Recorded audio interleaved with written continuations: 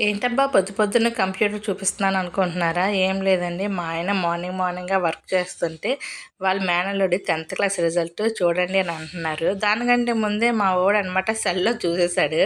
ఇంకా పాస్ అయిపోయాను అనుకునంటే పాపం మా ఆయన సెల్‌లోనే ఎందుకు వస్తున్నాయి సిస్టమ్‌లో రావట్లేదు అనుకుని 2 సిస్టమ్‌లు దగ్గరెట్టి మరీ చూస్తున్నాడనమాట. ఇందులో కూడా వస్తాయి చూడు అనుకోని. ఇంకా ఇలాగా అయితే చూసాము. ఇంకా మా మేనల్లుడైతే పాస్ అయిపోయాడండి. ఆ రిజల్ట్ అనమాట. నేనైతే సిస్టమ్‌లో చూపించండి, మన వ్యూవర్స్ కూడా చూపిస్తాను అంటే చూపించాను. ఈయన మా మేనల్లుడు. ఇంకా తనకి కూడా ఎగ్జామ్స్ టైం అప్పుడు కొంచెం హెల్త్ అయితే బాలేదు. కాకపోతే హెల్త్ బాగోలేకపోయినా సరే తను పర్లేదు బాగానే రాశాడు. కాకపోతే తను అనుకున్న మార్క్స్ అయితే రాలేదు అనుకొని కొంచెం ఫీల్ అయ్యాడు. ఇట్స్ ఓకేరా కన్నా, నాతో పోల్చుకుంటే నువ్వు బాగానే కదా పాస్ అయ్యావు.